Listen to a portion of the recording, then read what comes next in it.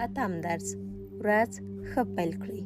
څنګه چې ورځ پیلوئ پاتې ورځ به مو هم همداسې تېرېږي.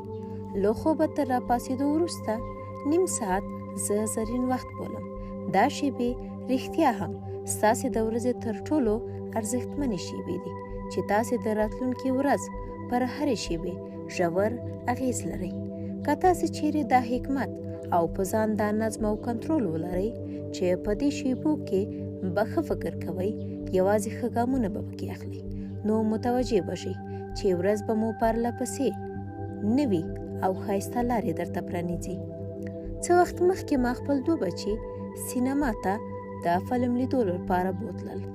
په فلم کې د هیجاني تخیل او قوي تمثیل ترڅنګ زما یو بل شي ته هم پام شو.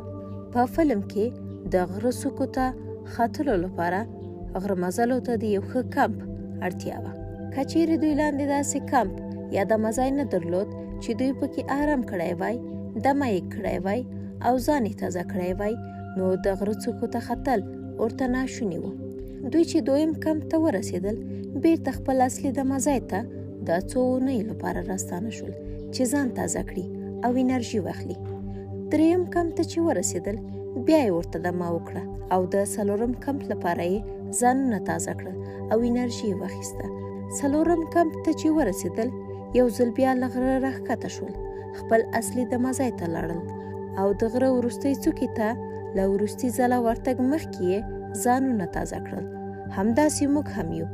زه وایم که موږ هر یو غواړو چې خپل شخصي لوړو څوکو ته ورسېږو او خپل ورځني چارې ډېر په ښه توګه ترسره کړو، باید زرین نیم ساعت وخت کې بیرته خپل اصلي دمه ځایونو ته ستانه شو. موږ باید داسې ځای ته لاړ شو چې هلته بیرته د خپل ژوند له ماموریت سره ونښلېږو، ځانونه تازه کړو او په هغو شیانو تمرکز وکړو چې ارزښت راته لري. ما په خپل ژوند کې ځان ته ډېر اغېزناک سهارنی عبادت برابر کړی دی.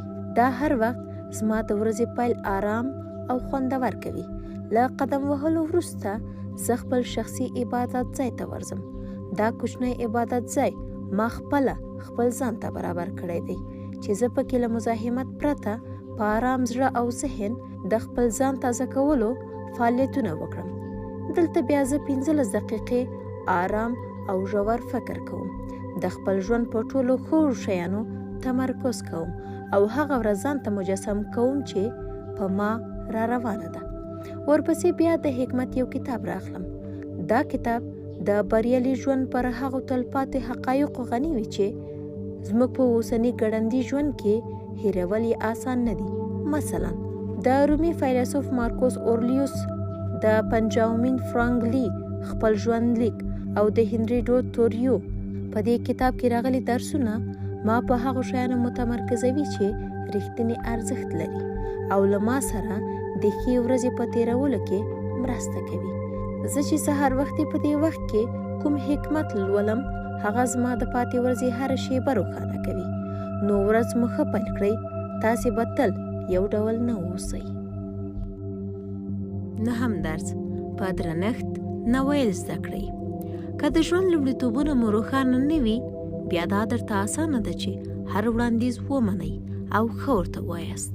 که چیرې ستاسې اوسنیو ورځو ته ستاسې د راتلونکي ژوند اغېزناک ارمان لارښوونه نه کوي او پایلې داسې یو تصویر نه لري چې تاسې سره په قوي هوډ عمل کولو کې مرسته وکړي، نو ستاسې شاوخوا خلکو ته به دا ډېر اسانه وي چې تاسې ته د کار کولو امر وکړي. په خپل یو کتاب هغه رایب چې خپل فراري موټر خرڅ کړ کې مې لیکلي، که چیرې تاسې په پلان کې ستاسې خپل لومړیتوبونه نه وي، نو د نورو لومړیتوبونه به پکې ځای پر ځای شي. حل لاره دا ده چې تاسې ته باید د خپل ژوند غوره موخې او اهداف روښانه وي او له هغې وروسته باید په ډېر درناوي نه ویل زده کړئ.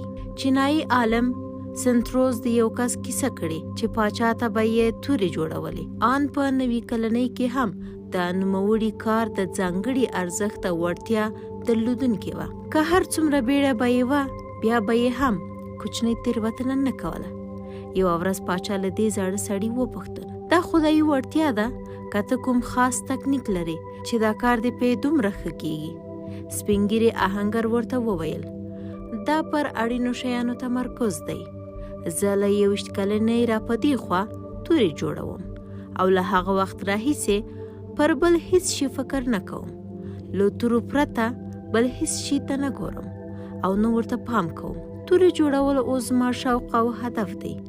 زه چې په نورو برخو کې کومه انرژي نه مصرفوم هغه ټوله ساتم او بیا یې د خپل فن او هنر په دې برخه کې مصرفوم.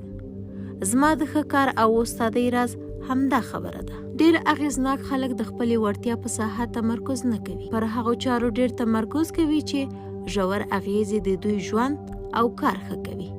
دوی چې مهم شیان وپېژني بیا ورته دا اسانه وي چې ټیټ ارزښت او هغه شیانو ته نه وکړي چې د دوی تمرکز له اصلي او ارزښتمنو شیانو اړوي. د باسکټبال د لوبو تر ټولو مشهور لوبغاړی مایکل جوردن په خپلو قراردادونو کې چنې نه وهلې. جامې به یې ځان ته نه ډیزاین کول او سفرونه به یې خپله نه تنظیمول.